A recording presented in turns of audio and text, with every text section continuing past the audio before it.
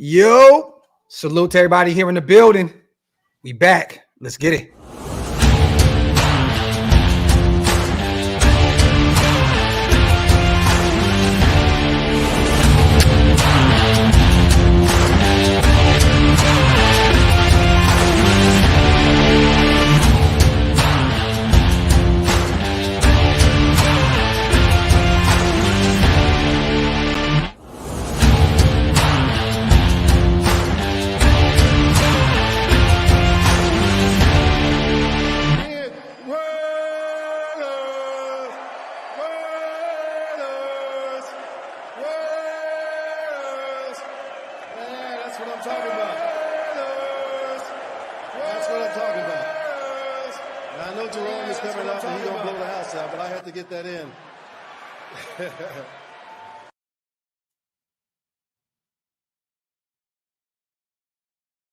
Yo, salute to everybody here in the building.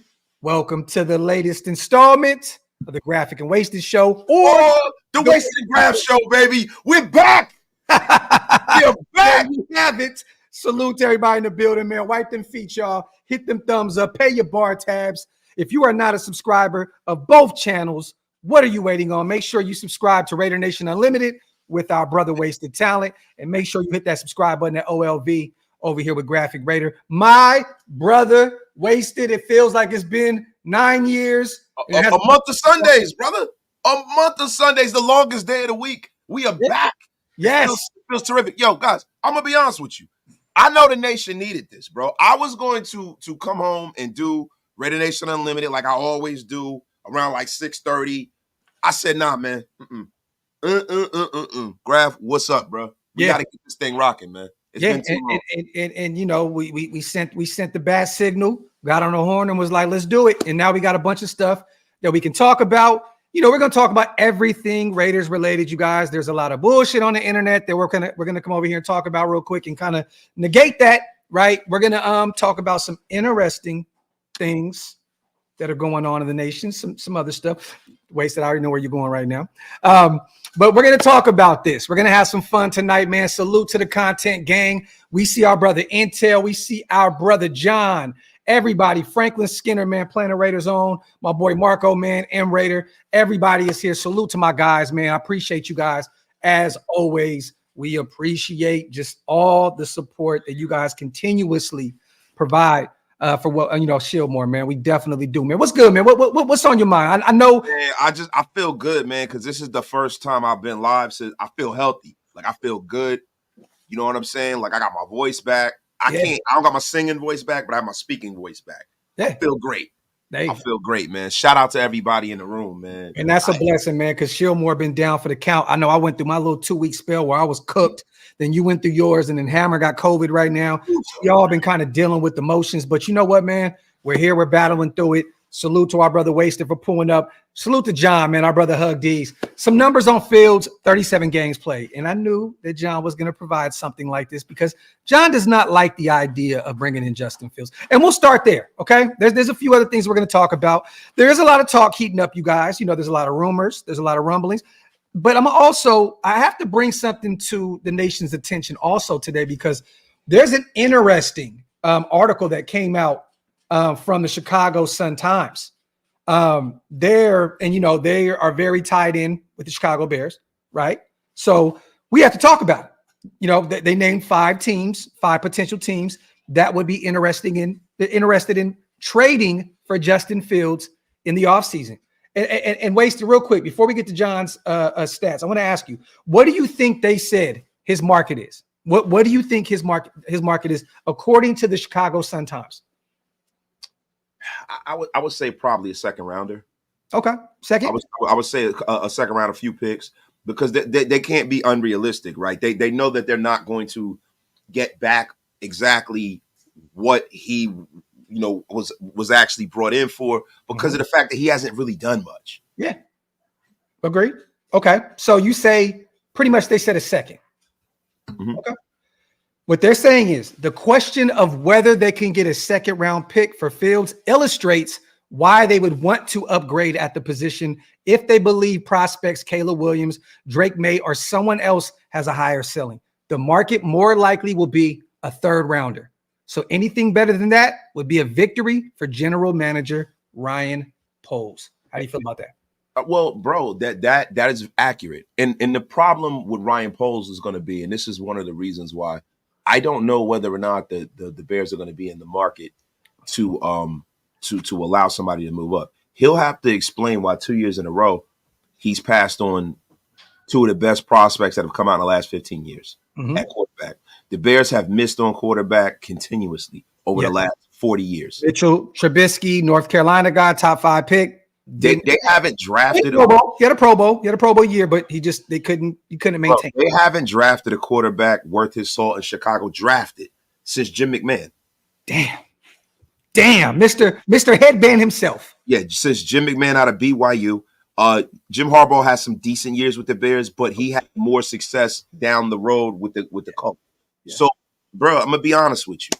Ryan Poles will have a lot of explaining to do, Lucy. And the only way I can see him doing this, it'll be motivated by finance. Yeah. The Kasky family does not really have the deep pockets as other owners, and they might want to stockpile picks to build the rest of the team and use a Justin Fields the same way that Cam Newton was used. A bunch of rookie deals. You can build on top of that. They just paid Montez Sweat a shit ton of money. But they do have some building blocks there. You know what I mean? They got DJ Moore over there. Definitely. Salute to John, man. Some numbers, okay, 9-28. Okay. I'm going to take that with a grain of salt, though, John, because they've had a terrible, terrible team over there. But you're right. It's all facts. 37 games, 45 turnovers, 29 picks, and 16 fumbles. Third year, he is regressing, 56.3, best QBR, hard pass. This could be, John, right? This could be, if you gave him a third-round pick for him, and say he didn't pan out, I'm okay with that. I'm okay with that. I'm okay with moving a third-round pick for Justin Fields. The scary thing is this. You use a first-round pick, you go get a Michael Penix Jr. or one of these guys, and they don't pan out. That's the scary thing, because then once again, we're right back in the hole with not being able to draft first-round picks. Not saying it would happen. I'm just saying that's why I would go with the likes of a Drake May or a Caleb Williams, just trade up, go get two of the guys that I think are more the sure thing. But if I gave up a third for Justin Fields, you guys, we gave up a third and a fifth for AB, and it didn't work out. Bro, right? A third is fine. A third is fine. Now, see, this is the thing with Raider Nation. This is what we got to look at, right? What we have to look at is the fact that there's always a run on quarterbacks. Yes. So when you don't get one of the top two prospects, you risk the run of overdrafting a quarterback. Yeah. Because people say, well, Jaden Daniels, on these mock drafts, Jaden Daniels is in the second and the third round. Jaden Daniels is, let me tell you something. Jaden Daniels will be a top 10 pick. Yes. Guaranteed. Yes. Bro, there was talks of Anthony Richardson falling to the second round, and look where he went. There's just too much potential there. Like with Jaden, he could be a superstar or he can be a bust, but there's too much talent there for him to get past the top 10. And if I'm being honest, if they don't move up to get Caleb Williams, I prefer the Justin Fields route. It's two reasons why. Because it leaves the door open for a true quarterback competition. Yes. If you draft somebody in the first round, the GM is going to tend to make that mistake go away. They're going to shoehorn that guy in there where he doesn't belong to be playing. When you bring in a third rounder, you bring in a third round guy who has a first round pedigree, who has the athletic prowess that some people who are not Aidan O'Connell, sold on Aidan O'Connell, he brings in everything Aidan O'Connell isn't. Yep. So now you have a true competition. Am I going with the athletic quarterback with the big arm and the talent, or am I going with the statue classic pocket passer? But it leaves us in a great position because either which way we have two young prospects that we can develop that it was no boom, it's no bust. And it leaves us the room to build the rest of the roster. So just in case neither one of them are the answer, we can move on and draft the next guy 2 years later or a year later. And both on rookie deals. Justin Fields, you get him for $2 million next year, a little bit over $2 million. Then you could pick up his fifth-year option, and then it goes up. Salute to our brother, man, Intel. We don't care where it went. We just appreciate you, brother. Thank you. Man, once again, man, Intel always just supporting what we do over here, Shillmore. Thank you, our brother, so much. This is one thing that, and he said also, Intel said, I don't see it simply because we have no idea who the coach and the GM will be. Well, one thing is we know Champ Kelly, if he's going to be here, which I'm hearing, there's a very good chance that Champ will remain the GM next year. We already know his rapport with Chicago, right? So we know that there's a line of communication there. And we know that, and Chicago knows that we're probably going to be one of the first teams to reach out because we're one of the major teams that have a question mark at the quarterback position. And I think we have the up and up with Champ Kelly, if he is our GM. Now, if another guy comes in, and we'll talk about him in a minute, Trey Brown, right, from Cincinnati, we'll talk about him, then maybe he wants to go another route. I don't know. You know what I'm saying? We shall see. But once again, man, salute to our brother Intel. We appreciate all the time, bro. Intel is MVP, bro. He keeps the lights on at both of our channels and Shillmore in general, man. Shout out, much love to Intel, man. Salute to our brother. And before I get to Jose's comment, we're definitely going to talk about that because I have a lot to say about bringing in Marquand Macau, young 24-year-old UDFA. I believe that came over from the Carolina. He came out of Kentucky. I remember him during the but UDFA, Kentucky guy, came over from Carolina. We were talking about this on the phone about what does this mean for Nesta Jade? You know what I'm saying? Like a young 7th round guy, ASU pedigree. A lot of people always say, right, that he's not an Antonio Pierce guy because Pierce left the year prior. But that that school connection. He helped recruit him, bro. He had Darian Butler. Darian Butler came in the year before. You never see the Raiders get ASU guys until an ASU guy was here, right? Like let's just keep it a buck. There's communication there, but I'm just kind of shocked. I'm like, damn, bro. Since that Instagram, fuck boys, man. Why they ain't play me, man? Salute to AP. He hasn't played it down. Wasted. How do you feel about bringing in Marquand Macau? Well, look, I feel like he fits the bill of what we need somewhere up and down in his roster, right? Mm-hmm. He also is a guy.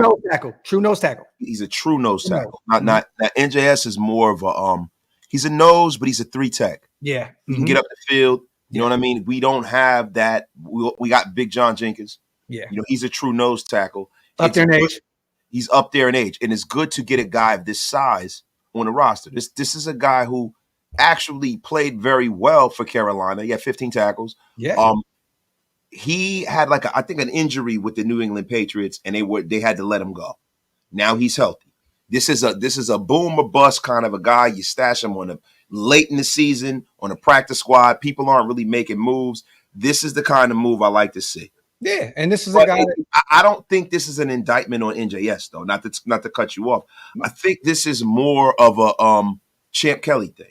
This is him mining for talent in a place where we're weak, and also showing his worth, because these are the only kind of moves that he can make to show his true worth of what he can bring to the table. You know what I'm saying? Well, I mean, outside of getting rid of Marcus Peters and moving some people around, bringing in Jack Jones, this is a move that he could put on his resume if it works out for us. This is great. I mean, salute to Jordan Schultz. The Raiders are signing defensive tackle Marquand Macau. Sources tell Bleacher Report. Macau's 24, a massive space-eating nose tackle with good feet and heavy hands. He had 15 tackles and two tackles for a loss as a rookie for the Panthers last season. So we are signing him, I believe, to the practice squad, though, right? Yeah. I think we signed to the practice squad. So he's definitely in the practice squad. The thing too about our practice squad, I've noticed this too about our practice squad. Our practice squad has been a source of strength for the Raiders in the last few years. They really, really, really mine that practice squad, and they use those guys, man. They use it almost like how, in MLB, you bring up a minor league pitcher up and down, man. So I love the way the Raiders have been doing things with them. Hey, real quick, because we're going to get back to salute, Joe. I promise I'm going to read your super. Salute to Mitch. He mentioned my birthday right here. He's in the chat. Salute to Mitch.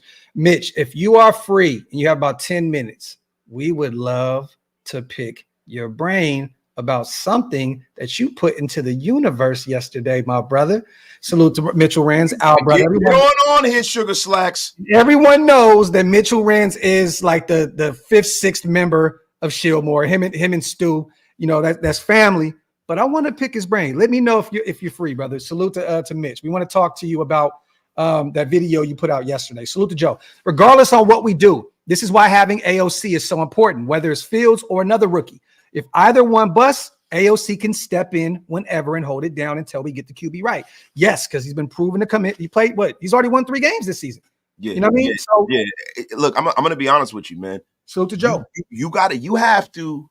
If Aidan O'Connell can beat the Kansas City Chiefs, I think this Kansas City Chief game, and we're not going to really get into that too much. Yeah. This game holds kind of a lot of weight for 2 people in particular: Antonio Pierce and Aidan O'Connell. If Aidan O'Connell can do something in his second time playing the Chiefs that his predecessor didn't do very much, which is go into Arrowhead and beat the Chiefs, bro, in his rookie season. Yeah. That is a huge indictment on what kind of quarterback we're dealing with here. Huge indictment on what kind of quarterback. Mitch, check your Instagram. Check your DM, brother. I think our brother Mitchell Renz is going to pop in. This is perfect because we're going to actually talk about this prior to the conversation getting a little shifted because the Super. So salute to everybody in the building. Salute to Qua. Clenched fist soldiers. Nice Chicago connect. Salute to my brother Qua on the $20 donation. This is Jay Shamshadim from Newark too. Hey, that's our guy, man. Salute to our brother Qua.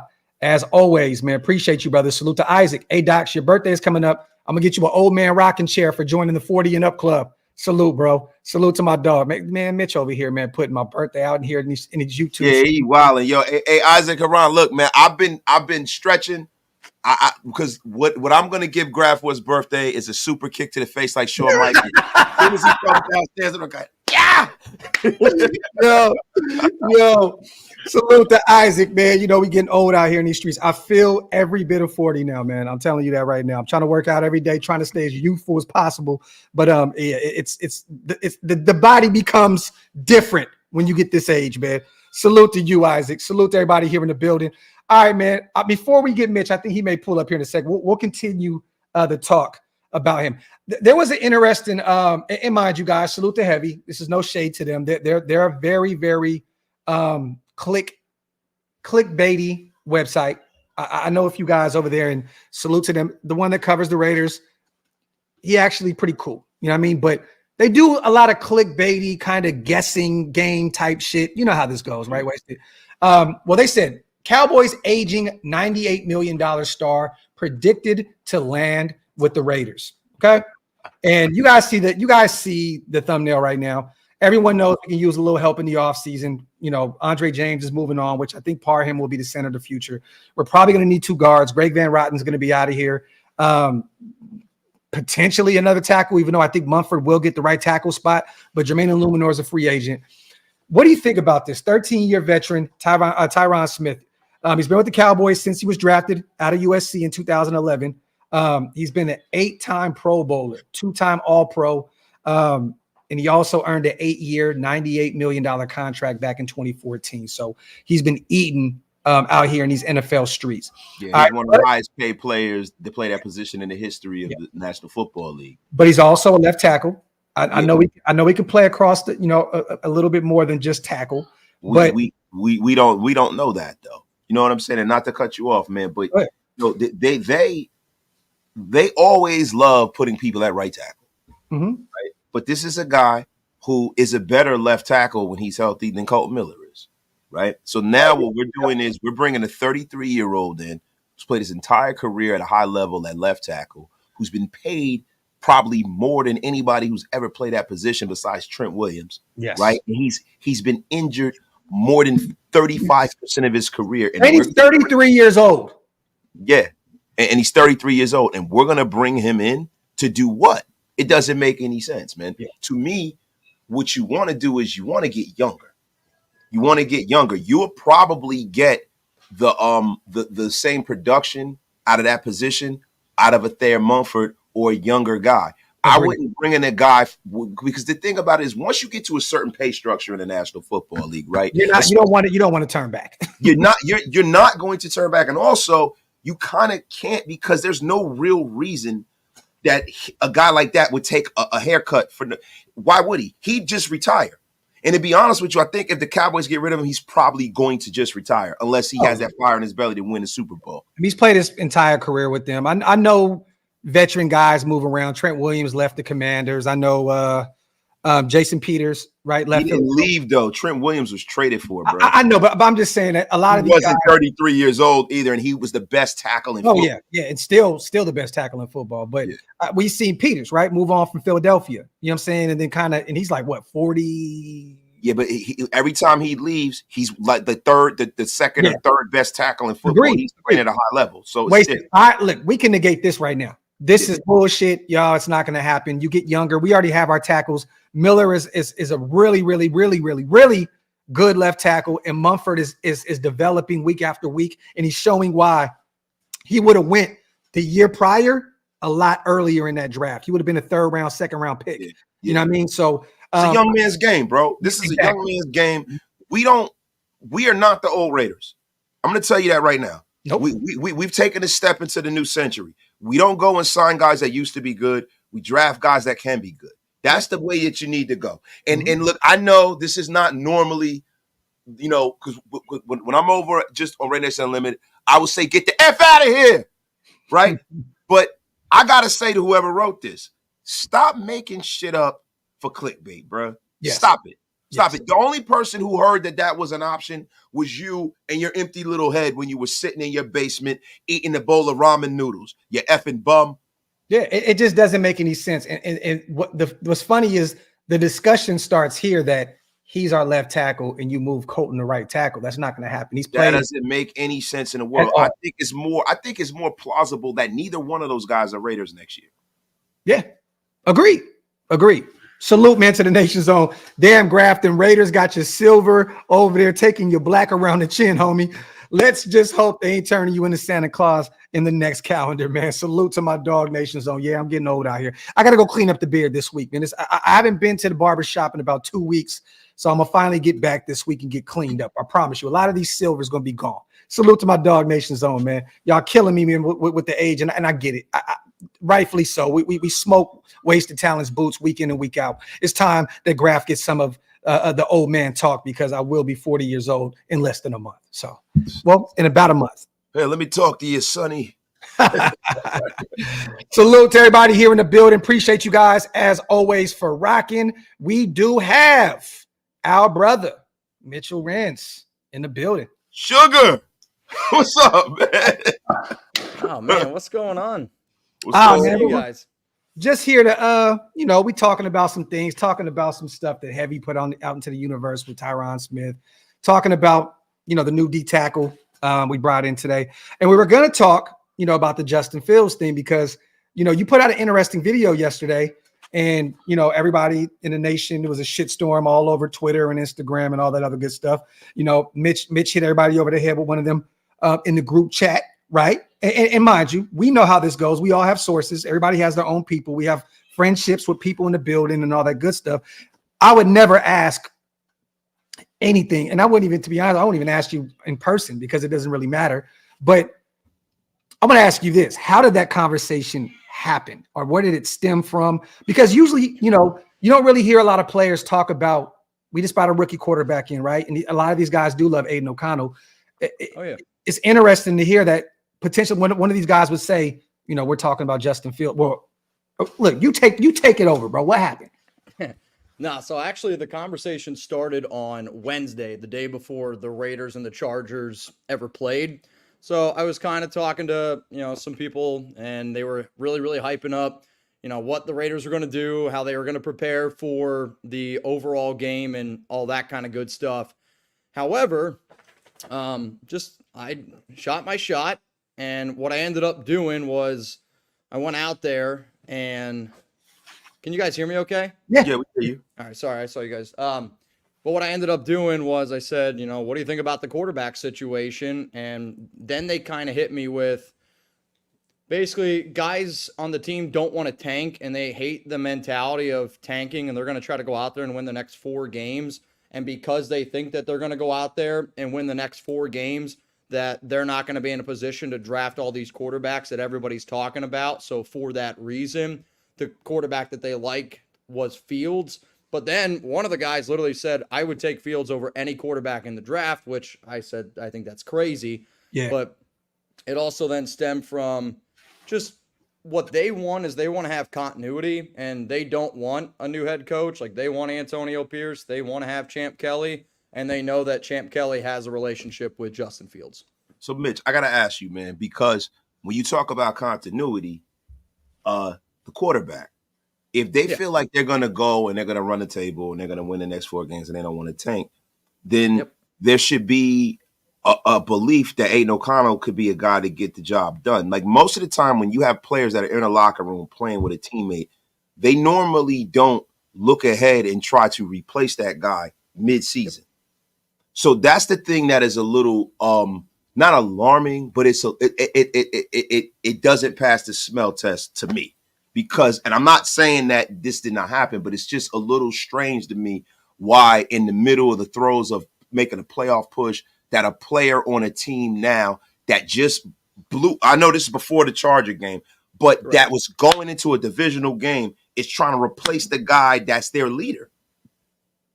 Well, I think the way that they look at this team is, I think, all the guys that I talked to said Aidan is a great dude, right? Mm-hmm. Great dude, and nobody's going to confuse that. Obviously, when you're a quarterback, you are looked at as one of the leaders, but there's a lot of other leaders to that team that aren't the quarterback, right? So I think it's mixed in with that.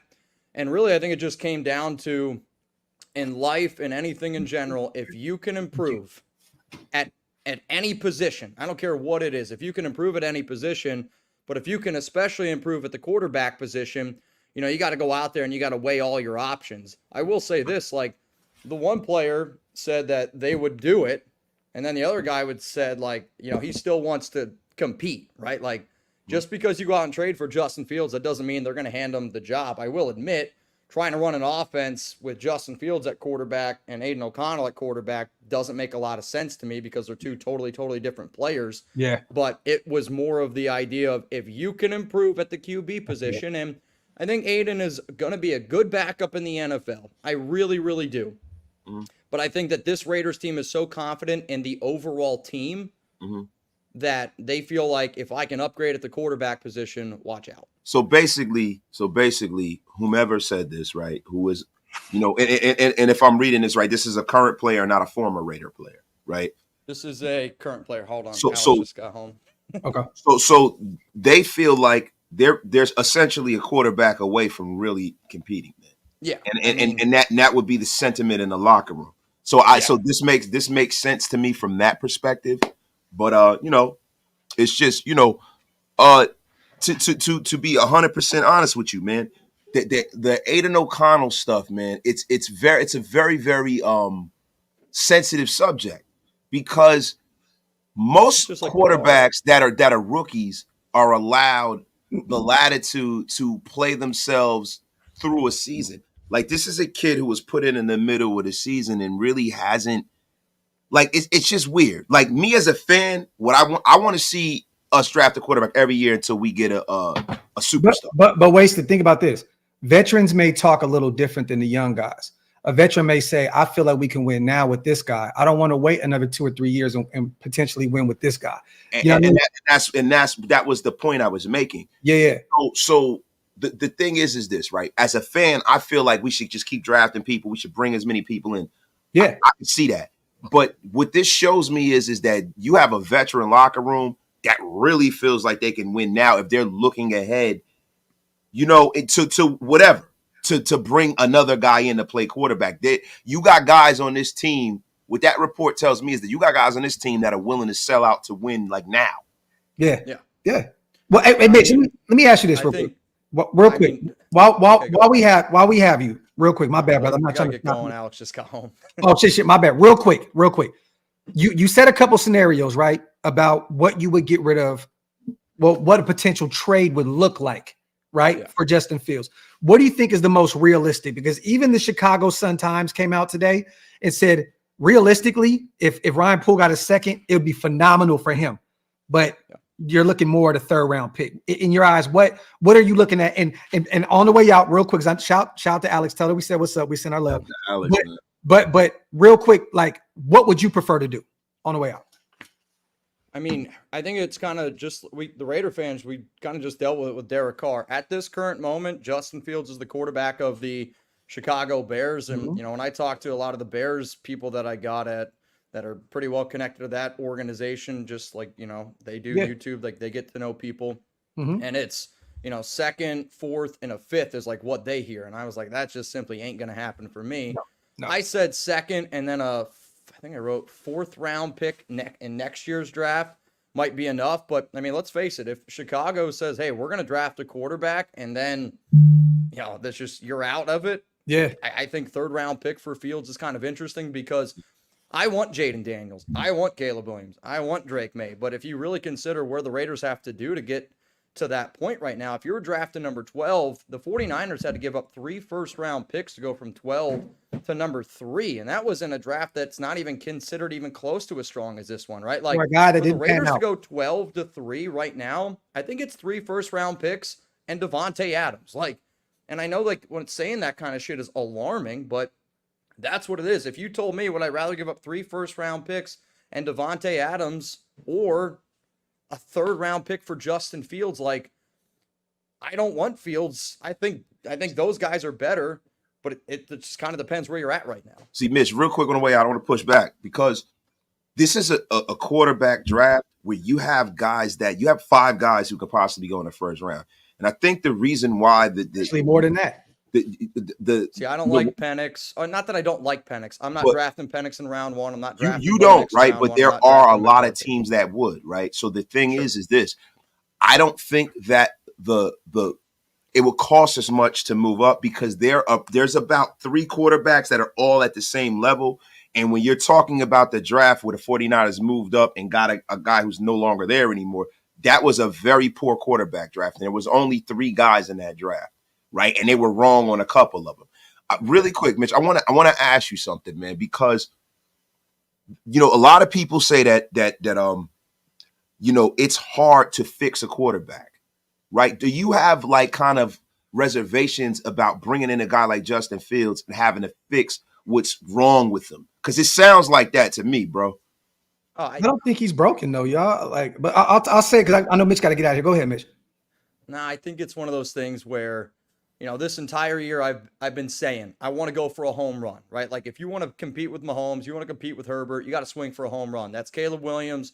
That's Drake May to me. I even think Jaden Daniels starting to creep up into that. Justin Fields to me is hitting a really strong single and you're trying to go for 2 and you're trying to slide into second. And I think Fields is an incredible athlete. You can make an argument he's the best athlete at the quarterback position in the NFL. Him, Lamar Jackson. Yeah, I think Justin Fields is.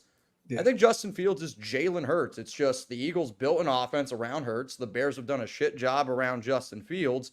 But to me also, though, my heart and the thing that I'll always say is I want a quarterback that can throw the football. And Fields to me is way too inconsistent as a thrower that gives me a lot of confidence. Aidan O'Connell and Justin Fields may be the exact same talent-wise from throwing. As far as level of quarterback, they might be at the same level. Throwing the football? Aiden's a lot more accurate, but, when you talk to the players that I talk to, they really, truly believe that in today's day and age in the NFL, for you to be upper echelon, you need a quarterback that can move, at least a little. And Aiden's good, don't get me wrong, but Aidan, he can't move. And that's never going to change, right? We're not going to next season, Aidan O'Connell's not going to magically appear that he's just he ain't going to turn into Barry Sanders. You guys are picking up more yards at 40, or not yet, but almost at 40 than what Aidan O'Connell's going to pick up. But I do got to get going, bro. The last thing, what are you doing January 15th? What's going on? Oh, birthday, bro. So we're going to be in Vegas. I'm supposed to be in Vegas the week prior. Okay. For the Denver game, and then come back out here, and we're going to do a party out here. For my birthday, January 15th, the weekend of the 15th. So at your place in Texas? Yes. Are you going to be there? Waste is not. It's either Vegas or Dallas. We haven't decided yet, but either one. Yeah. All right. Well, I got a basketball hoop in the front too. Just want you to know that. So. Well, I'll be there. So that's what I'm saying. I said. Well, so you want to be there? I might just come to Dallas just to cook you. On the kids' court.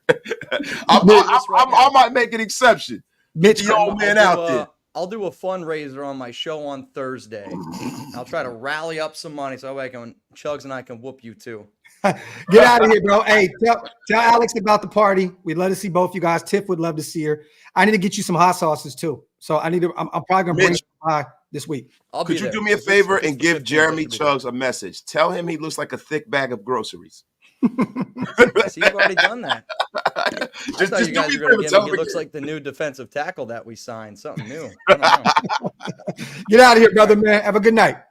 Peace. Look to our brother Mitch, man, for coming through and blessing the show, man. Definitely perfect timing, man. We wanted to talk to him about that because, that was going crazy in the nation. Salute to Rube. Who was the best coordinator who can help field slow processing? He's had that problem since he was at Georgia. I don't think anyone can deny the talent, but he needs that Josh Allen, Brian DeBall jump.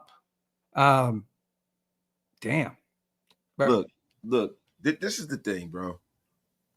I think that what they do with quarterbacks that are as physically talented as Justin Fields, they do them a disservice. They don't allow them to develop as passers because people just want to win. In college coaches don't develop quarterbacks to go to the NFL and do well. College coaches develop quarterbacks to win games for them. That's why when you look at a guy like Urban Meyer hasn't really developed a quarterback his entire time being a coach. Yeah. Ever. He had Tim Tebow. Tim Tebow was a terrific college quarterback, right? He had Alex Smith. He had Alex Smith at Utah. He had guys at Bowling Green. I think was Omar Cook. Omar Cook's a basketball player. It was Omar. I forget. But what I will tell you is that you have so many great college coaches who have never developed a quarterback. Mm-hmm. And that's because they will use whatever attribute they have in college to win games in college. Yeah. I don't want to hear that Justin Fields can't process. When they're calling plays, they're calling dive plays, design runs, they're using him like he's a damn halfback. That's not fair to Justin Fields. Justin Fields needs somebody that believes in his ability to throw the football and leans into that. Yeah. I mean, and we talked about this a million times too. Salute to Rube on a $10 donation. We've talked about it that he was a different quarterback at the collegiate level as well. At Ohio State, he threw the football. You know what I mean? He wasn't a run first guy. He could stay in the pocket and get rid of the football. He's just been in a shitty situation since day one. You know what I mean? Yes. And I don't think Urban even coached Justin Fields. I think Urban was gone by the time Justin Fields got there. Urban was gone. But Urban was gone. But still, it's just at Ohio State, it's not like now it's getting different at Ohio State, right? But at Ohio State, it was about winning. It's about beating Michigan.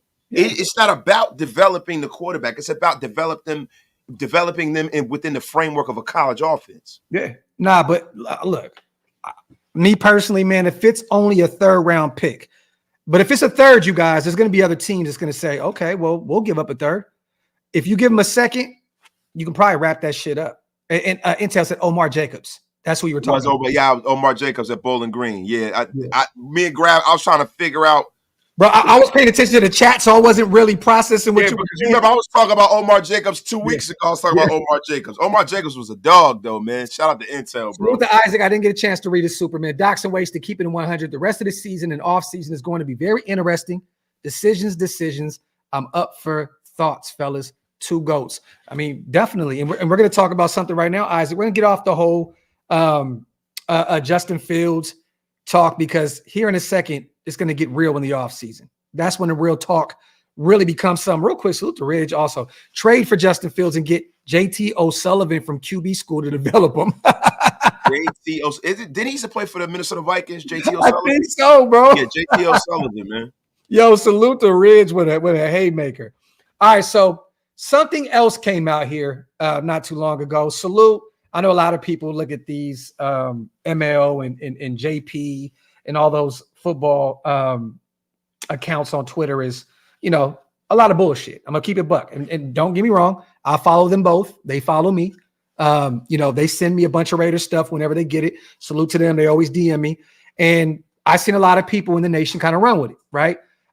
They hit me up and said, yo, hearing that you're one of the teams that may be interested if you move on from Champ Kelly to bring in senior personnel executive Trey Brown.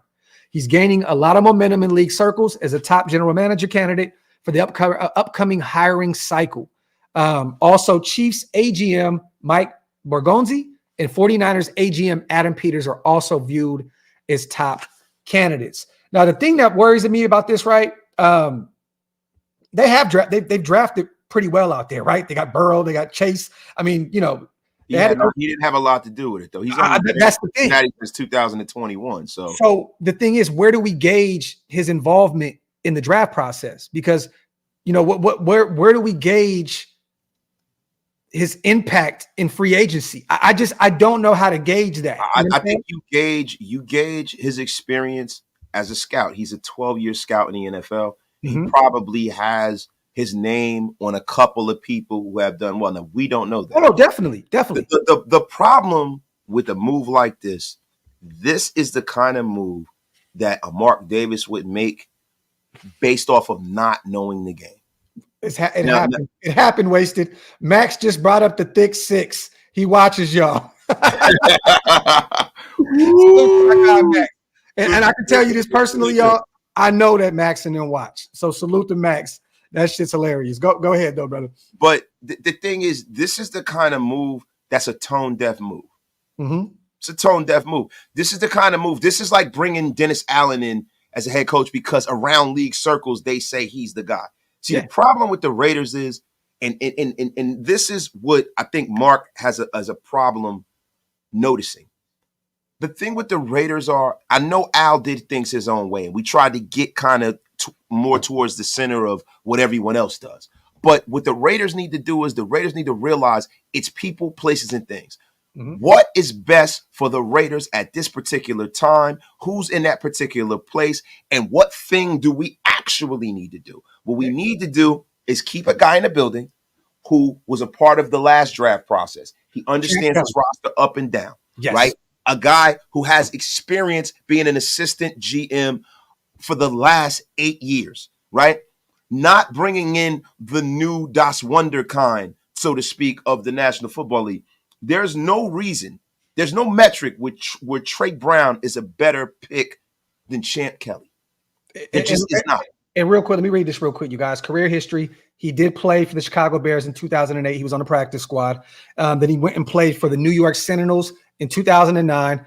As an administrator, he was a scouting assistant with the New England Patriots from 2010 to 2012. Then he was an area scout from 2011 to 2012 for the New England Patriots. Philadelphia Eagles from 2013 to 2018. He was also an area scout, assistant director of college scouting, and director of college scouting also. Then he went to the Birmingham Iron in 2019, executive vice president of football operations, went over to St. Louis Battlehawks in 2020, director of player personnel. And then from 2021 to presently, he's a scout and senior personnel executive with the Cincinnati Bengals. Me personally, I'm going to be real with y'all. Just keep Champ. Just keep Champ. There's no reason to move on from him. I know that he's gaining a lot of steam, and Trey Brown's going to get a job somewhere. He's going to get a job somewhere. He definitely will. And deservingly so. You know what I'm saying? But he might get an assistant GM job. Yeah. Oh, but he'll get it up. He'll get a raise. Let's just say that. He's going to get a raise. But I just don't think that it fits for what we got going on. Keep Champ Kelly in the building, especially if you keep AP. Don't move on at all from him. You know what I'm saying? Like, just keep, like, if you're going to keep Champ and AP, or you're going to keep AP, keep Champ. If you're going to keep Champ, keep AP. And this is the crazy thing. For us as a fan base, right, and for the locker room, you have to have somebody that comes in here with an extensive resume to where you got to go. It's clear. You got to do the Drewski and be like, you know what I'm saying? Like, so if you bring in, I'm not saying Howie Roseman's available, but the level of GM you got to bring in, yes. And if you bring in a coach, it has to be Harbaugh. It has to be Andy Reid or somebody for us to be like, well, we get it. Yeah, we get it. And even with Harbaugh, a lot of people would be like, whoa, yeah, we wanted AP. Yeah. But I can digest having Jim Harbaugh here as the coach if they felt in their infinite wisdom that AP wasn't their guy. Yeah, I can digest it. I can't digest them going and getting Flotsam and Jetsam, the fucking coordinator. Yeah. Excuse my language. Yeah. Shout out to Mama Hondo, I'm sorry for cussing. Shout out to Hondo Carpenter too, our guy, man. Yo, that's hilarious. Salute, man, to our brother, man, Hammer in the building. Salute Mick to Hammerlin, how are you? Salute. Salute to M Raider, man, my guy. It's gonna drive me crazy if Mark doesn't keep champ. I think he does. And to be real with you, man, in a lot of the circle, in people that I know that are in those circles are saying that he's really leaning towards keeping Champ Kelly. I mean, you know what I love? I love the maturation in Mark Davis's thought process because he is not locked in on one thing. No. He's going to go through the process. And if he goes through the process, if these guys are the guys, once you go through the process and you zero in on that guy, you're more reticent to keep them. Because if you go through the interview process with like, because he's a human being, everybody has a built-in bias somewhere, right? But if he goes with it, if he goes into it and he brings people into the decision-making process and these guys still went out, you know you made the right decision. So I want to see him go through the process. Yeah, no, me too. But I definitely, if we are Mark Davis, you guys, me personally, I'm putting on the wig piece. I'm keeping Champ Kelly. I'm going to go through the process as you have to, bring in a few guys, interview them, and so on and so forth. But I'm keeping my guy around. I don't think there's any reason for Champ Kelly to have to get moved. Even when we brought him in as the assistant GM, there was a lot of chatter of him potentially getting a job elsewhere. There was a lot of people that were very, very interested in Champ Kelly's services. You know what I'm saying? So, look, if you let Champ go, he's going to get a job somewhere else, and he'll probably end up being very, very successful there. I don't want to move on, man. And shout out to Trey Brown. Definitely, he's been around the NFL. He's done a lot, played the game, all that. Respect to him, and I think he will get a job. Like I said, rightfully so. But I don't think that our job is the right job. I think we have the right guy already in the building. Salute to Steel Cage. Keep AP. He hates the Chiefs, and that's big. Simply put, Steel. He hates the Chiefs like we do. Oh, he a Raider. Keep him. Salute to John, my guy. We whipped the Queefs. What's the AP narrative then? There is no narrative. I think. Job. Yeah. Done. Here you go. Done. Take it. You beat the Chiefs in Arrowhead in the middle of December, well, at the end of December where it's freezing cold. You 500 against the Chiefs as a coach? Yeah. There's not a lot of coaches that can say that's been here, been our head coach. And one thing that everybody needs to realize, you guys, Derek Carr, right? Salute to DC. This is not to bash him. We know he struggled in winter games, right? Out there in the East Coast, he struggled in cold games. Aidan O'Connell played his career at Purdue. He's used to playing in those, extreme weather conditions. If it gets cold out there, Aidan is used to it. I think he's going to go out there and play his game. I know that Kansas City Chiefs defense is a handful, but Aidan and those guys did put up a 14-piece on them real quick, fast and in a hurry at our place. So, we can do the same thing. We can replicate that on the road. Salute to everybody here in the building. We appreciate you guys. As always, wipe them feet, pay your bar tabs, hit that subscribe button. You already know what it is. We are not done yet. We're still under an hour, and it feels like we've talked about a million things, man. Well, yeah, you know what it was? It was the Mitchell Renz effect. Yeah. Mitchell Renz came in and hit us with a shot of freaking adrenaline, man. Now, can we do some alleged things? Can we have some fun? So I'm going to do some homework, and I promise you guys, Mitch did not tell me one thing. I did not talk to Mitch about this. Everyone knows that's my bro. I don't even need to reach out to him to get anything. But if you had to assume, right? If I had to assume who we talked to, right? I'm assuming it's Jermaine Illuminor. Okay. I know, we all kind of have a relationship with him and so on and so forth. The O-line as a whole. I know Andre James, Colton Miller, Sacramento's own. There's a lot, right? Me personally, I don't even think that Jermaine's going to be here next year. He's a free agent. We're probably going to move on from him and upgrade the position, right? So I could see a veteran like Jermaine and I could be wrong. And I hate doing the speculation. I'm saying you guys allegedly, okay? Allegedly. I think it would be Jermaine Illuminor, and that's a guy that's on his way out. I don't see a Parham saying it on the O-line. I don't see a Colton Miller saying, go bring in the Justin Fields. I don't see who else on the O-line. Young guy like Mumford. I don't see it. I think that's Loon, man. Look, I see it being a peripheral player. Okay. See, a lot of people say, a player wouldn't say that. a starting player, a player that is a person who is in the mix, so to speak, wouldn't say something like that. A player that's sitting around watching the grass grow, they'd have a lot to say. Yeah. I would submit to you that it was a player who does not play very much. Okay. Right? And that could be it. That could be it. I just have this assumption. And that player would be. Yeah. That player would be. And I'm going to say it right now. Let's get it. Red herring. I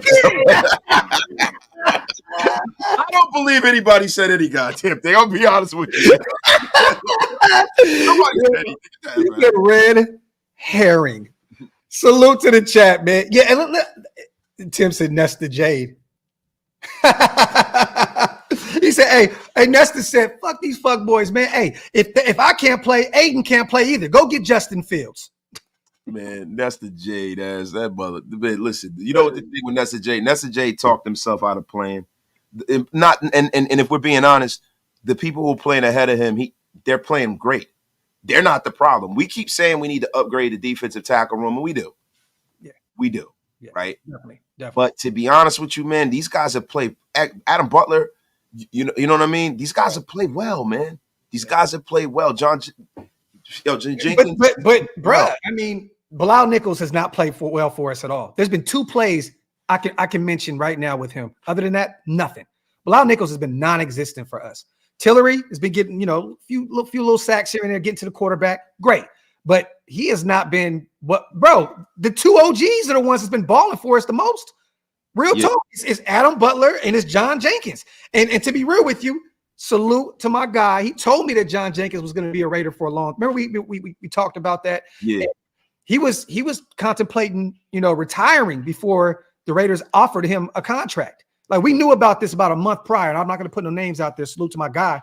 Yeah. But for him to come in and play the way he's playing, knowing his career's about to end anyway, like his career's on the tail end, that is phenomenal. Salute to John Jenkins, man, and salute to Adam Butler.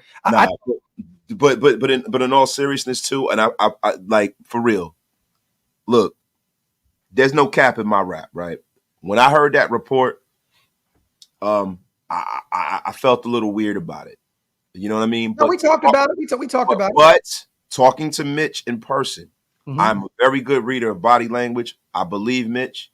I believe he has a source inside the organization, and I believe whomever he talked to is a person who's not going to be long for the Raiders.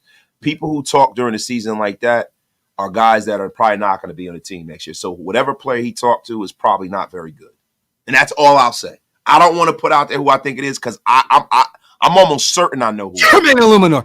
All right, salute the Rube. God damn it, I'm trying to clean it up. That's exactly who I think it is too. Salute to Rube. Sorry to bring up Fields again, but if we trade for Fields, who is a threat as a runner? Do we pay JJ an extension? I feel like most running backs could be successful with the mobile court. Hey, Rube, here's a hot take for you. I'm not paying Josh, period. I'm not. Unless he'll take a Miles Sanders-esque type contract, the 6.5, 3-year deal. I'm not paying $10+ million for Josh Jacobs. I'm not. I will go draft him. Look, John, I know you took him in the first round, John. Hey, man, let me ask you a question, man. I got a guy. If you're not going to bring back the second best running back I've ever drafted, man, how about bringing in Cadillac Williams, man? What do you think about that? Carlisle Cadillac Williams, man. There's no longer a transmission in that Cadillac, sir. I mean, hey, man. Hey, Ray Davis is a guy that I was naming in the draft too. Ray Davis is a guy too. Him first, but go ahead. Wait, no. Wait, hold on. Let me stop with the John Gruden nonsense. You did not mention. I promise you, I was the first person to write from Kentucky. Yo, dude, you were not. Yo, bro, my God, bro. You are Christopher Columbus. We're not doing that, bro. We're not doing that. You did not mention him first, bro. We're not doing that, bro. At the beginning of the season, we're not doing that, bro. We're not doing that. We had a conversation when he was playing against my little cousin. What are you talking about? We're not doing that. Bro, get out of here, bro. No. It's the second time he trying to find this shit. It's the second time he trying to find this shit, bro. No. I put up a mock draft, the first one months ago, that had Ray Davis. Bro, we had a conversation about him right after he played against Florida and dogged him out. Bro, come on, bro. Yo, this guy, bro. There's a lot of cap in the rap, man.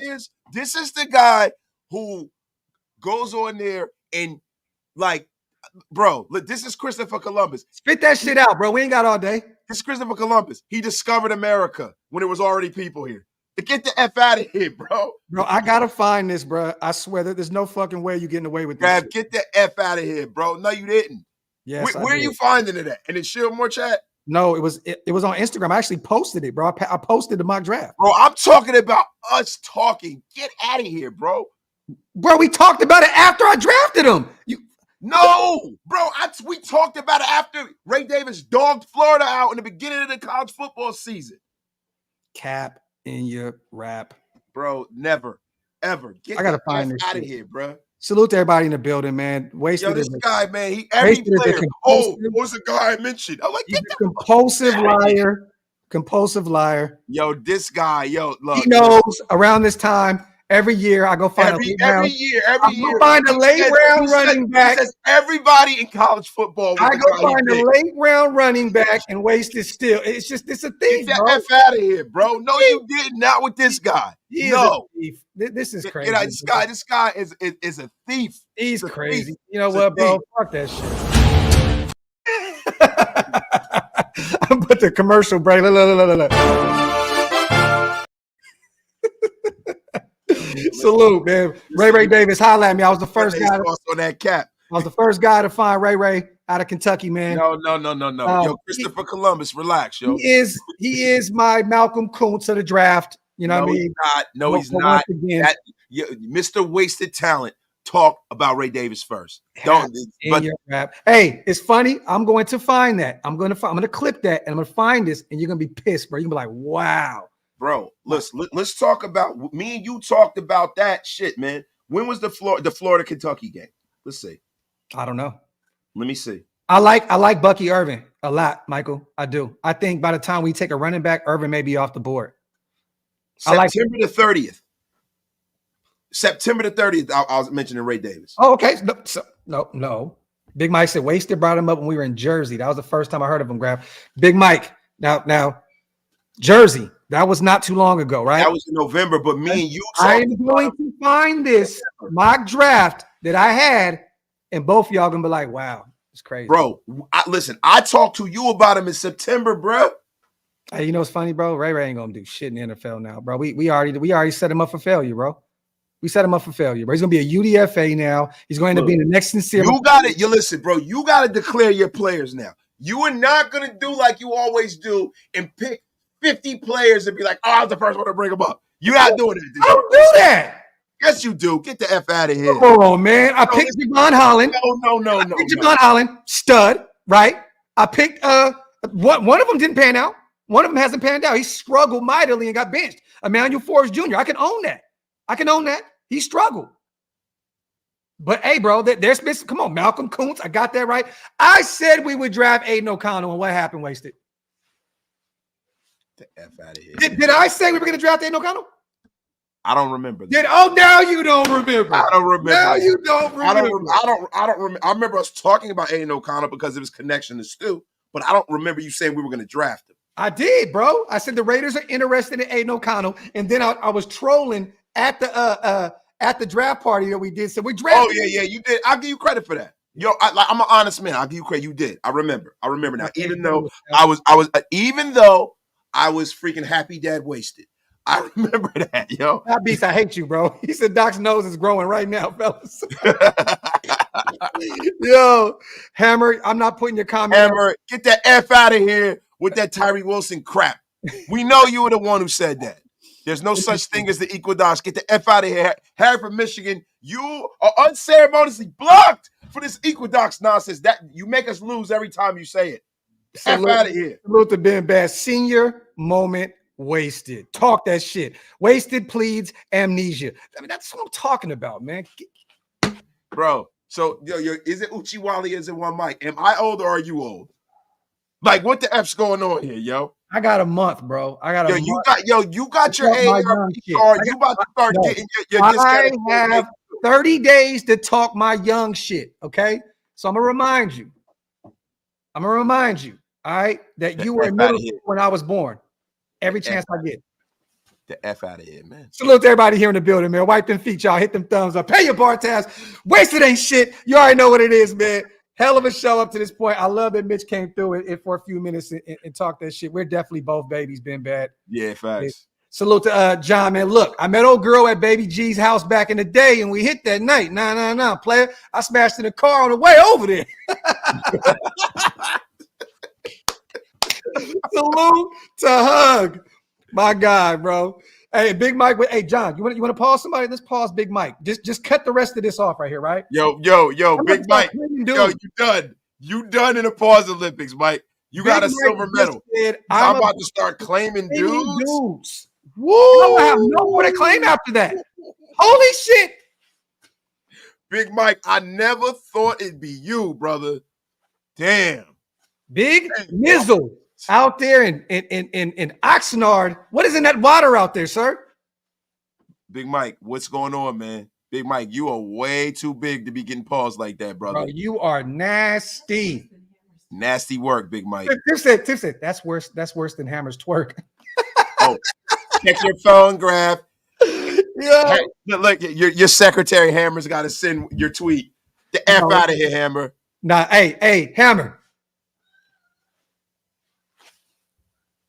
Hammer. I hope you took you some ivermectin. Yo, salute to everybody in the building. We appreciate you guys. He said, oh, that's a reach. Come on, bro. Hey, I'm about to start claiming dudes. It sounds like you're trying to tell us something, our brother, and we love you. I'm just saying, like, I mean, are you claiming them in a relationship? Are you claiming them, like, what's going on, Big Mike? Salute, man. The black man. Full Puff Daddy? Like, what's up, man? What's up here? Salute. Yeah, I already know, man. Salute to Mees and all those guys, man. He said he from South Sac. You know you. Tell him I said, what's up, man? Salute to my Fruit Ridge family over there. Mike Mees and them guys, man, my guys. Let me see. I think this moment ranks up there with Mitch's Choney live moment.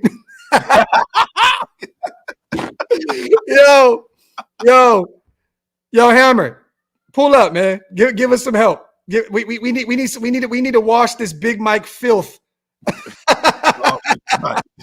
Big Mike, what the hell is going on here, man? Hey, we love our brother Big Mike, man. For real. Know, hey, man. For real. But yo, this is the first pause worthy. We never got Big Mike on a pause ever, bro. Ever. This is the first time. This is like a monumental occasion, bro. I think I caught Mike lacking in Jersey. I think he says something. But bro, wasn't on the air though, B. Nah, I know. Yeah. Big Mike don't never get caught lacking on the air, bro. Yo, Hammer, what's up, bro? New York invested. What up? Corona tested. Nah, I'm not even gonna do it, bro. What's good with you, bro? What's good, man? Got our brother Hammer in the building, man. Salute the little bro. What's on your mind, man? Chill, man. Just watching you guys doing a great job as usual. Yo, this whole thing with Justin Fields, and we've talked about this a couple of times, especially off air and stuff. If he continues to put up some serious numbers over the next couple of weeks, you better throw that third and second round pick out the window. They're probably going to be asking for a first round pick for him if they decide to part ways with him. Who do they look it up real quick? Who do they have left on their schedule? Let me take a look. Because I know they were a half game or a game out of that last wild card before they took that L. Which they should have caught that Hail Mary, bro. That ball right in Darnell Mooney's hands. He kicked it up. It fell right into Darnell Mooney's hands, bro. Like they got the Cardinals, they got the Falcons. Hold on. Cardinals, Falcons, and Packers. So they got 3 winnable games. So if he goes out there and balls out these next 3 weeks against the Falcons, who have a stingy defense, Arizona, which is a shitty team, and Green Bay, who is just up and down. One week their defense looks really good. The next week they shit the bed. I don't know what Green Bay is going to show up, and it's the last week of the schedule, right? Yeah. So I don't know what they're playing for at that point. 3 winnable games. You're right, bro. Like if he goes out there and cooks these next 3 weeks, he can raise that stock up a little bit. Yep. So you guys got to understand something. We don't got to understand shit. I mean, to be real with you, bro. You definitely do. Before you so rudely cut me off. You know what I'm saying? You got to understand to let me talk. No. What we got to understand is this, bro. The value is not tied into the end of the season, bro. His value was tied into how he's been viewed. It's a cumulative viewpoint of how he's played in the National Football League. That's where his value is, in how they judge him up to the other quarterbacks who are coming out. I think that's more so what the metric is. Okay, so you're saying basically, look at it like this. I think we can all agree, right, that Bo Nix will probably be, if someone doesn't take him in the later first, he's a second round guy. If there's a run, maybe somebody takes him in the first, but I think that Bo Nix ends up being the Will Levis of this draft and falls to the second round. All right. So what you're saying is basically Caleb, Penix, Drake May, Jaden Daniels. Who am I missing right now? There's one more guy. Jaden. I said Jaden. Penix, Jaden.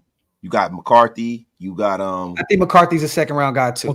That's the only second rounder. And I'm gonna be honest. I think Jaden Daniels winning the Heisman Trophy and throwing for as many touchdowns as he has, it's a first round pick.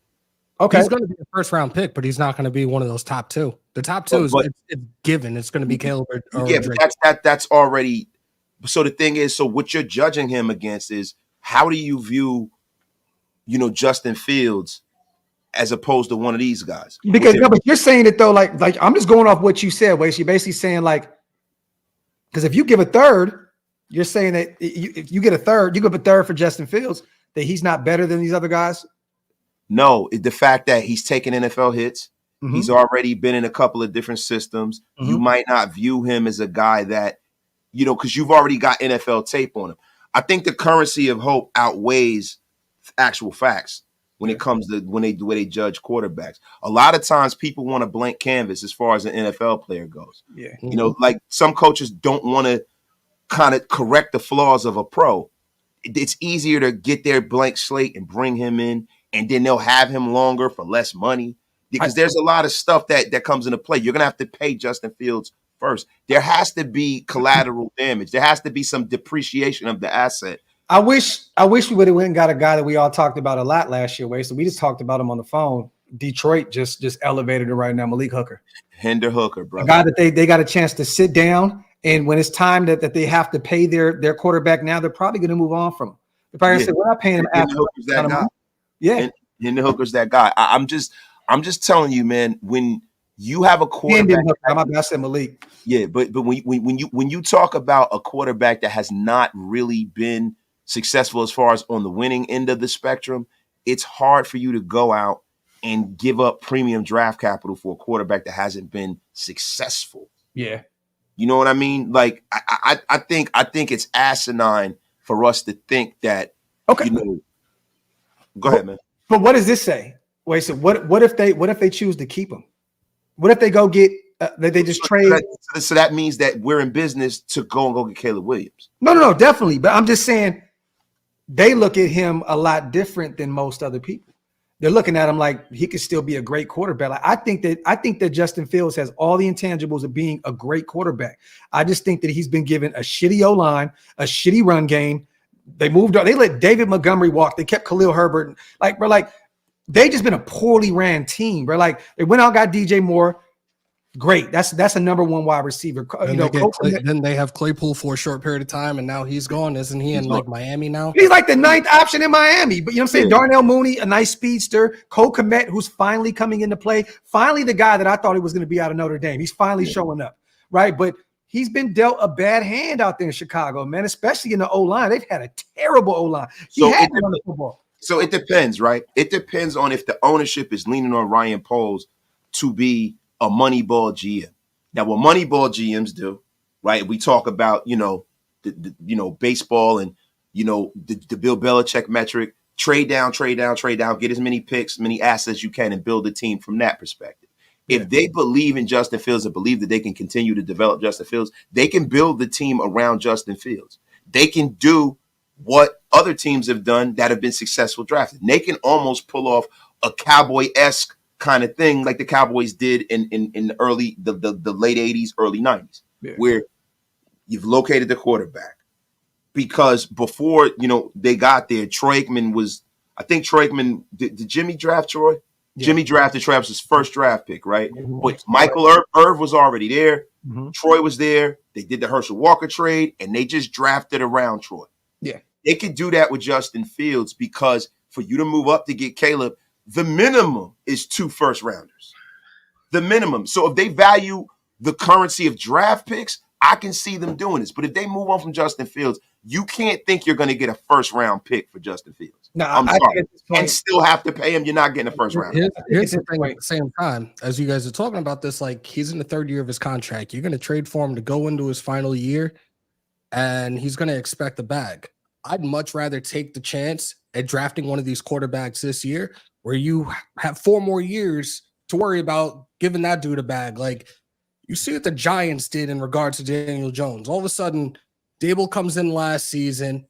He does decent. They make the playoff run. Now all of a sudden, dude's got a bag, and the team looks like garbage, and he's out for the season.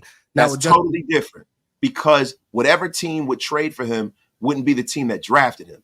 I think when you draft a quarterback, right, and you make the decision, we drafted him, we're going to pay him, we're going to keep him, we're going to stay the course with him because he's our guy. We believed in him. We're gonna go and we're gonna trudge on with this. When you bring him in off the street, you don't owe him a damn thing, bro. And the thing about with the Raiders, which is unique, he's coming into a situation. If you bring Justin Fields in, that's in under the guys that you haven't used the first rounder, you haven't used the second rounder on him, and you still have most of the weapons you have here. So that means that you're moving forward with a veteran offense. So now you can go out there, you can use your first rounder to improve the defense, or whatever. Or what you can do is you can even improve the offense. You can go and get a left tackle. You can do whatever you're going to do, right? That is a wholly different than going out there and paying Justin Fields like the Bears would. I don't think that the Raiders are going to have to pay him the same amount. Real quick. Hey, Hammer, real fast. Do me a favor real quick, bro, while I read this super real fast. Mm-hmm. Look up what that 5th year option is going to cost because I know it's going to be an astronomical amount of money. Next year, he's only paid like $2.4 million. So he's a cheap option for a 3rd round pick. But I believe that 5th year goes up to like $20 million or some crazy shit for that 5th year option. Salute to Castro. Opinion on Nate Wiggins from Clemson, 2nd or 3rd. He'll be gone, Castro. I think that Nate's going to be a 1st round guy. Yeah. I think once Kool-Aid's off the board, people are going to be scrambling for corners. And I think that Nate Wiggins is the next guy off the board. So I don't think there's any way, maybe a early second round, maybe. But I think he's a 1st round guy. Salute to Castro Raider, my guy. And we'll do more breakdown on him as we get closer to the draft. Salute to my dog, John, once again. How do you win the Pause Olympics as a first-time rookie on your first at-bat? Damn, Big Mike. Swing away, player. Salute to John. This is facts. Big Mike came in and took the Pause Olympics by storm. Salute to 541. Brother, I did not see it. I didn't see it. Can you please send it to me once again? Salute to 541. Send it to me right now. If you possibly can, I would love to share that for you, brother. Send it right now. So base salary next season would be 1.6. The signing bonus is 2.7. It rounds out to like 4.7. Now, looking at the market value after next season, there's no fucking way we would give him this type of money. It's showing a market value on a 6-year contract for $289 million with an average salary of 48. But does it give you the 5th year option? No. See, I want to know what that 5th year option is worth because a 3rd rounder to me is worth a 2-year Justin Fields. It's not. It's not showing 2025. It's completely blank. It's showing this season and next season. We keep talking about these swings, bro. We keep talking about these swings, right? Take a swing. If Caleb Williams is not there and Drake May's not there, like I feel like this is a swing. It's not. It maybe end up not being a home run, but this shit could end up being a grand slam. It really could if it worked out. It's still taking a swing. If it only cost you a 3rd rounder to go, you're not trusting one of these other guys coming out of this draft though. Like you're not looking at a guy like they're still unproven, bro. Until proven otherwise, they're unproven. Yo, I'm not looking at them based off of my draft board. Right now, say, okay, I have Aidan O'Connell. I know at the very least he's going to push whoever comes in here, or he might even win the job. Right? I know that I have a bunch of veterans here, right? Because if I haven't moved on from Devontae Adams, he's still here. I have to appease him, right? If I bring Josh Jacobs back, I have Josh Jacobs. I have Michael Mayer. I have Jacoby Myers. I got these guys. These guys are here, right? I'm gonna go out there again and go get another rookie. Yeah. And tell them wait till next year again. It all depends. Now, say for instance, I have Jaden Daniels, not Jaden Daniels. Jaden Daniels is gone. The top 3 guys are gone, right? And Bo Nix is there, right? Bo Nix is there, and I have like a lineman and a defensive lineman and a corner and all these guys. These guys are there waiting. And I got them way higher on my draft board, and I can still address the quarterback. I'm doing that. I'm sorry. Yeah. Look, man, you okay, man? No, I heard something drop back. I wasn't sure what the hell it was. Nah, everybody worried about money, right? I understand it, but at some point, just like Big Dad said, right? 20 mil. Woo, woo. I'm gonna say this: at some point, you have to bank on being able to draft, right? Like at some point, you're gonna have to pay a quarterback. You're gonna have to pay him. Once you identify the right quarterback, at some point, you're gonna have to pay him. At some point, though, you have to start drafting correctly in order to build your franchise the way it needs to be done. Like at some point, you have to draft well. So I'm looking at it like at some point, you're gonna have to pay a quarterback. Guess what Kansas City did? They paid Patrick Mahomes. Everybody said they're gonna shit the bed now. He finally got his deal, blah, blah, blah. They went out and won a Super Bowl with him getting paid an astronomical amount of money. You know why? Because they finally were able to identify pieces on the defensive side of the football in the draft. They don't have to pay these guys a shit ton of money. They almost didn't even pay Chris Jones. They almost said, fuck it, we're cool without him. Ended up just giving him a nice. He's probably going to leave in free agency. Now, see, I think the Raiders, if they get Justin Fields, I think this is for me, right? What I would do is I would do the opposite of what they did last year. I would probably my bad, Wasted. I want to hear you, brother. Salute to VSL. He said the 5th year option is just north of 20 million. Thank you, brother. Shit. So go ahead, Waste. I knew it was coming. And that, to me, that's fine. Yeah, that's fine. Bro. You're paying fucking Jimmy G that. Yeah, that's fine. So for me, what I would do is I bring Fields in, right, for that 3rd, 2nd, whatever. Take that 1st round pick, and I would address a hole on the offensive side of the football. Mm-hmm. And what I would do is I would do the reverse of what they've been doing. We'll take all that free agent money, and I will pour that free agent money into the defense. All the lower round draft picks, the defense. And that's how I would plug the holes on this team. Get Bryce Huff, get Johnson at corner. And there's already rumors, and I think it was a false, some bullshit, because he did say before they got to Cleveland. Remember I told you about that, Wasted, that some fake guy on Twitter came out and said that Jalen Johnson was about to sign this new deal with the Bears before he got to Cleveland for $20 million a season. It didn't happen. So Jalen Johnson is still an option in free agency. So just a heads up. And to be honest with you, if Jack Jones plays lights out, you guys, going into the offseason, I don't think you need to pay a guy. Just go get another guy in the draft, keep building up Jacorian Bennett, and hope that Nate Hobbs takes that next step. But you don't need to pay a Jalen Johnson if Jack Jones can take that next step. Jack Jones.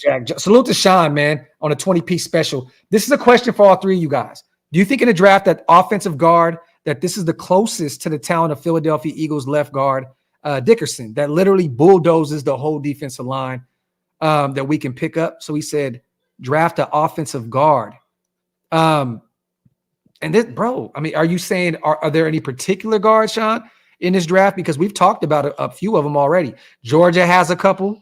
There was some great, we'll do a mock draft here in a second, Sean, and I'll show you what guards are available. I can't really think at the top of my head, but there are some. Georgia. There's a kid out there in who were we just talking about the other day? A guard. It's a guard that we were talking about that may be a potential top 15 pick. Let me see. I'm going to see top guards in NFL draft 2024.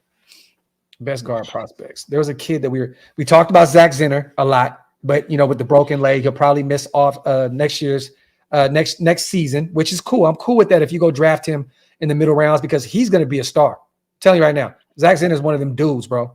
Like real talk. I think he only gave up one. What was it? Was it one sack this season before he broke his leg? This is last year, I think. This is not. Hold on. Hold on. Salute to everybody here in the building. I'm trying to think of who that guy was, bro. Yes, that was another name, SGV. Christian Haynes, UConn. Another guy that we talked about out of UConn. I'm trying to figure out who the hell was that name, though. It wasn't the kid out of UConn, though. Was it Cooper Beebe Watts? Was that the kid that we were talking about? Was that the guy? And he's out of Kansas State, right? I think that is the guy that we were talking about. Cooper Beebe out of Kansas State. But either way, there's a bunch of guards that are going to be available. This guard-heavy draft. Class is deep. There's only a few tackles that I would take a look at, but guards and centers, this is a deep class for guards and centers. This is the perfect class that you need for guards, for interior offensive line. I'm telling you right now. Guyton as well, Ridgeback out of Oklahoma. He's nice. Salute to Quad. Graphk said it earlier. We have to improve these positions, these position rooms. We have to find a way to end this vicious cycle. And to be honest, I think Josh McDaniels, and this may be crazy to say, Josh McDaniels and Zeke, I think that this draft class, I know they're gone now, but I think that this is going to be one good thing that they left us. Outside of Devontae, outside of moving on from a few contracts. Jacoby Myers, too. Jacoby as well. Definitely. But I think that we're in good hands with this draft. I think Michael Mayer is going to be a superstar at the tight end position. I think Tyree is already starting to show his development. They're moving him around. If you guys get a chance to go check out Patrick Graham's presser, he talked about Tyree a little bit, moving him around, kind of seeing where he is. And what he said was interesting. He said, get him used to the inside, so he'll be better on the outside. And that's true. They're moving him around a little bit, and we're starting to see some success there with Tyree. Trey Tucker, I think we all can agree he could be a star. You know what I mean? He just needs more reps. I don't want him to be this gimmick guy that gets two reps a game and has 60 yards, because there's always going to be question marks. I'm going to be like, damn, if they got him more involved, he could have 200 yards this game. You know what I mean? Like, I don't want to see 2 receptions. I want to see more production from Trey Tucker. We still don't know what we have in Byron Young. I know a lot of people may kill me for this. I still believe in Jacorian Bennett. Yeah, he's had an up and down season. Oh, he's a rookie, man.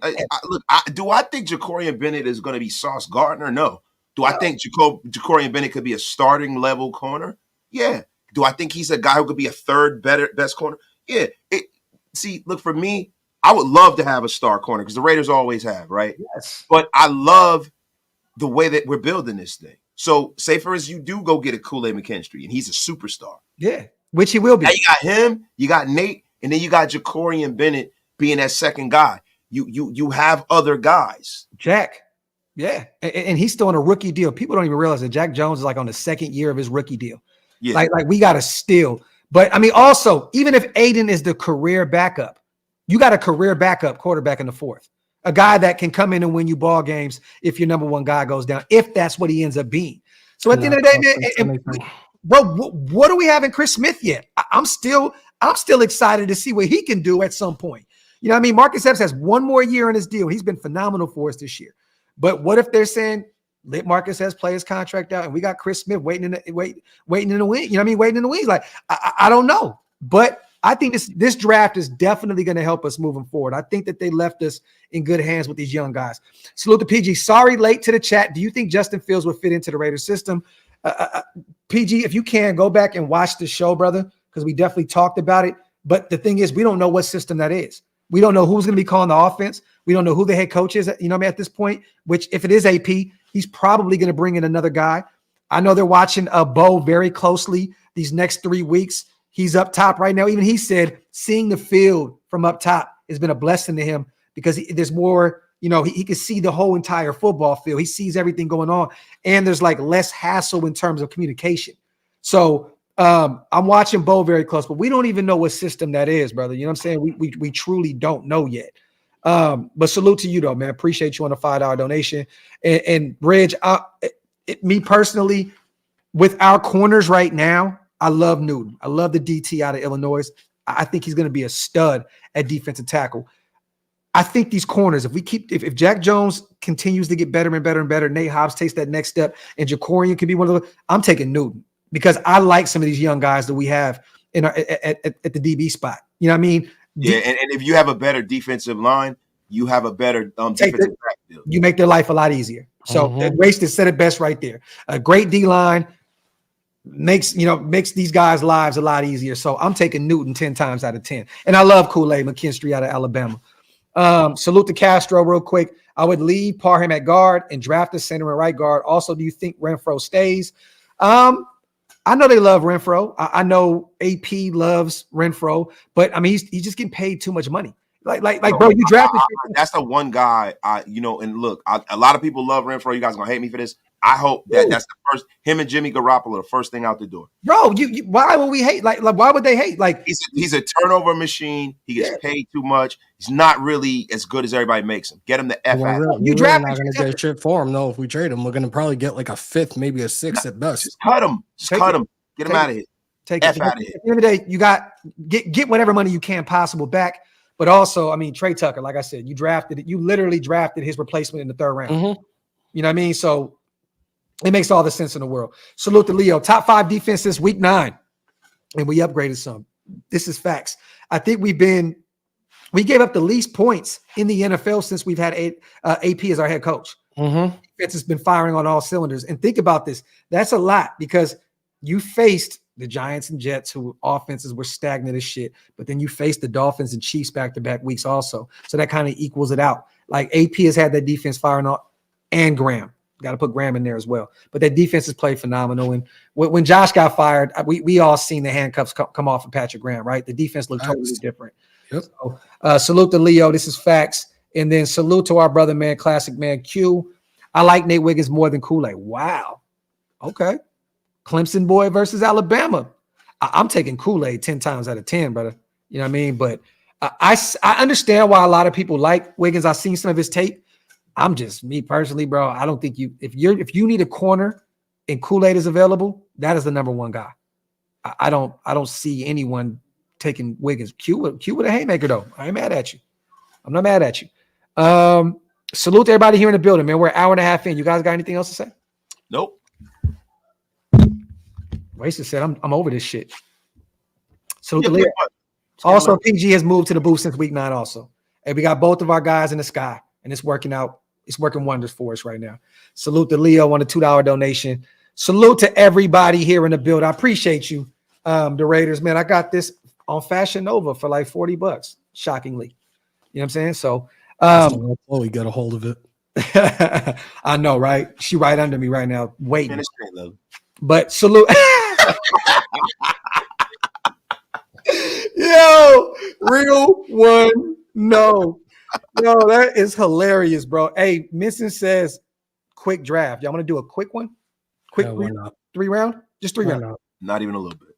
Say, no, go ahead. Let's go. 3 round draft. We'll do a 3 round mock. Let me see. Let me get this out of here. Salute to everybody here in the building still. Let me see, mock. Me and my wife about to go to the cigar lounge here in a second, so I got to get out of here too. Let me see. Boom. We'll do a 3 round, and we're going to do this one on PFF. All right. So our sick brother gets round 1. Shout out to COVID.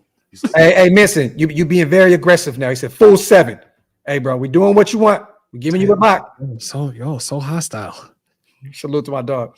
Yo, let's trade this year's 3rd and next year's 2nd for Justin Fields. You can't do it because you can select a player. Okay. Yeah. So let's see. You said what? This year's 3rd and next year's 2nd, because that's the only way it's gonna work. Okay, so this year's 76 and next year's 4th? 2nd.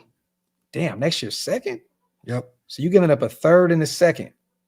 Well, try a 5th. Just try a 5th. Try it. All right, for Justin Fields.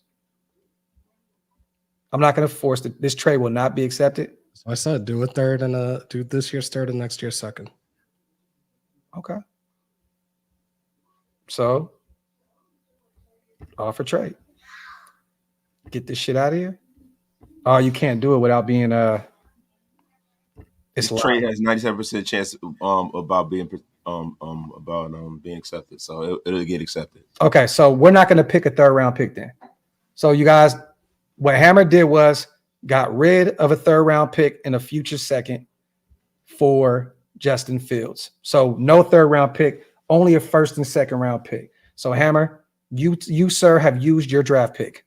That's fun. So we're gonna let Mr. Supreme Talent take the first round. Let me see. Start draft. Boom. Caleb Williams went number 2. All right, Chop Robinson. I just want to pause that, bro. Like that sounds like some nasty shit. All right, so right here we got both the best corners in the draft back to back. Hey, do me a favor, go to defensive tackle. Let me see what we got. Jaden Daniels is right there, but we went and got Justin Fields. Yes, All right. doing that. So let me see. Go to positions. Go to defensive tackle. It looks like our guy Newton. Oh, Newton went to Atlanta. All right, so we're going Kool-Aid. So we're getting our corner right here. Then. Okay. Hey, cool. Kool-Aid McKinstry. Him and Jack Jones and Nate Hobbs. That's nice. Wait, what the hell just happened? I died. So we just got Kool-Aid. What did you do? All right, this is what we're gonna do. We're gonna go back. All right, we're gonna go back, Brad, you are fucking up. bro. Man, look, man, Fucking it up. I'm tired, man. All right, I'm tired, man. Man, Graphk is fucking up. Hey, Graphk is fucking up. Yeah. What's that again? Oh, the Chappelle show. Yeah, he's Man, fucking up. fucking up. It won't let me do it right now. It's like it's locked. Do you want me to give you my screen and let you do it? Nah, that's what I'm gonna do, bro. We giving people your scream so easy, Hammer, man. We're gonna Protect go your right sweet virgin screen. Hey, you stupid. We're just gonna go over here. Let's do it straight up. No trades. Let's do it straight up. All right. Damn, I hate this stupid shit, man. Boom. All right. You know what? Since it's fast, 7 rounds, y'all. That's right. Let's go. It's fast, easy to the point. Let's go. Damn, Joe Alt went number 1. No trades. No trades. way. Hammer, you got Jaden Daniels, you have Kool-Aid, and you have Newton all right there available at your disposal, man. What are you doing? And another interesting prospect to look at, you guys, is the young kid Cooper, the white DB, Dejan out of Iowa. He's a sneaky guy if you can get him in the second round. But go ahead. You can still look at it. You can still look at it as we can give up a 3rd round pick for Justin Fields. You know, give me Kool-Aid. You said who? Kool-Aid over Dave Daniels. Hold up. No. Newton's available. Yeah, take Newton, bro. Fuck. Yeah, bro. That's a must. We're going off of the assumption, you guys, we're gonna trade for Justin Fields. Or no, if there's one right here in the second round, you could take one right here. All right, Wasted. What do you want to do? We got Penix on the board. Sweat still there. Van Pran, probably my first favorite center in this draft. All right, so look, so we haven't taken Jaden Daniels. Take Michael Penix. Okay, let me see what QBs are there, real quick. Penix, Shedeur Sanders. He's not coming out, and Ewers Ewers is going back as well. Yeah, so Penix is gone. All right, so I'm not mad about taking Penix right there in the second round. I know you're not. He's a nasty individual, bro. Sanders. I love taking Penix Jonathan Brooks. They'll be the running back too, right there. Here we go. This is perfect. Christian Haynes is right there at guard. So we got a guard, quarterback, and a DT. I love that. What you want to do right here, Hammer? Oh, Corum is on the board. Would you take the running back right here in the 4th? No. Is Jacobs back? That's it. I mean, even all if you go ahead, it's on you. You pick who you see fit. Hold on one sec. You want to check linebacker? I actually need to move you guys. Give me 1 second. This is actually a great draft so far. If it ends up like this with Newton, Michael Penix Jr., and we get our guard out of UConn, bro, back to back. Come on, that's a great draft thus far. This may be one of my favorite drafts up to this point. Thank you. I can see better. You want to look at defense? What do you want to look at defense? I want to look at guards. Okay, so you want to go look at another guard. So we already took a guard. Double up. Yeah, Ratledge is right there too, and Brandon Coleman out of TCU, bro. They got a lot of great talent right here in the mid rounds. We didn't get a defensive back yet, right? No. Go back to corners. Yeah, we could definitely use a corner here. Cam Hart's available. Ooh. Yo, go with Cam. Yeah, I like that. That's my guy out of Notre Dame. All right, Wasted. What are you looking at? Running back here, defense. Go to linebackers. Okay. So More space is a beast. Do me a favor. Go back to. So we got a corner. What do we got? We got a corner. We got guards. Go back to offensive line, dude. okay. So this is what's best available right now. Blake Fisher's down to Notre Dame too. Tackle. Yeah, take Blake Fisher. Yeah, that's I like that. That's a steal. Damn, Zinter just went off the board. I didn't know he was still there. It's time to take Ray Davis. He's still there. That's my guy. Ray Davis. That's my guy. Ray Davis. Got you too. Hammer this motherfucker, bro. You got, bro. Yo, why gotta be all your motherfuckers? My name is Phyllis, and I ain't in this. Motherfucker. All right, here we go. Hammer, what you got? Shit. I could have took Jaquavius right there. I wasn't even paying attention, bro. I was on running backs. I actually put that shit in the chat earlier. Hella mad right now, bro. Like, because we could have got Ray probably in the next round, but it is what it is. You want to take Jaquavius? Listen, anybody named Jaquavius comes from a single parent household. Yo, you said this shit last time, bro. We were dying. Hey, there's another. Hey, you could get right here Newton's sparring partner Keith Randolph Jr. right now. Another DT. How many DTs do we have already on this team? I don't want to. All of them are free agents. Just keep drafting. Let me see. Look at all. The best tight end on the board is Bringstool out of Clemson. The best tight end is already off the board, so there is no other good tight end. Shit, bro. I would probably just saying. I'd probably look at probably another D tackle just to help that D line. Kind of want to look at the secondary. Look at the safeties. Okay. Boom. Jack Howe, Damani Richardson. Shit. There really ain't too many people right here. Go back to the DTs. Okay, DTs. All right, boom. Davin Van, Keith Randolph Jr. Take Randolph. All right, so I agree, bro. And then boom, look at all right here. And at this point, you got to look at what's just best on the board. Jack Sawyer. Edge. Oh shit, he's there? Yep, wow. In the 7th round, huh? Damn, that's crazy.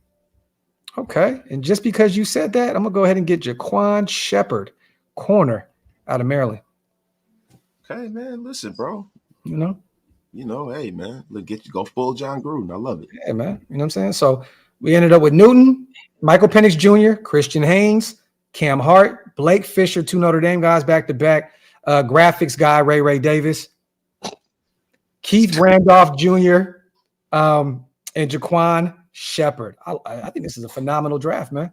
Yo, let me ask you a question, man. Who are you most excited about? I know you're most excited about Penix, right?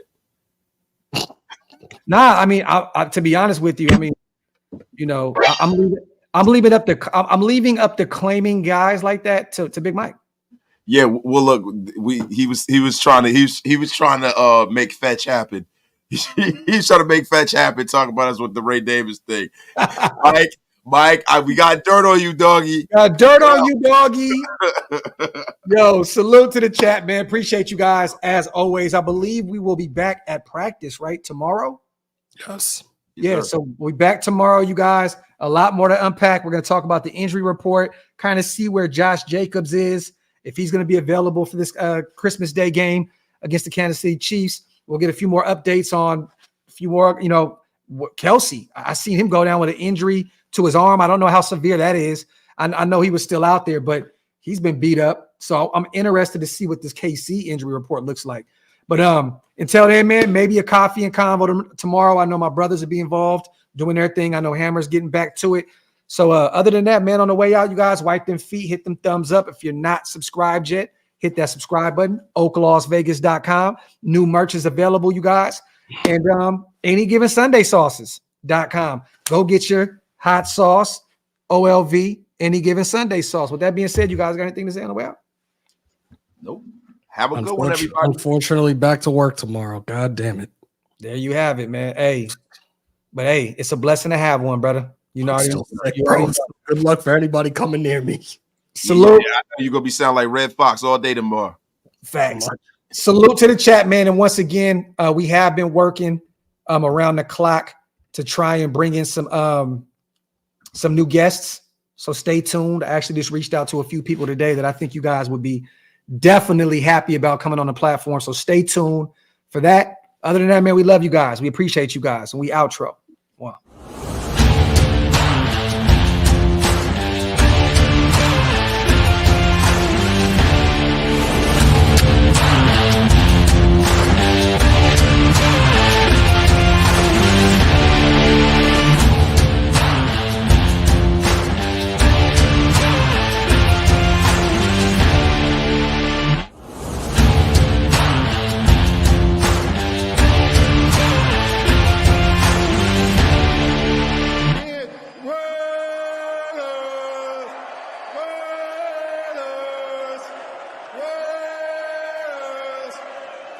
That's what I'm talking about.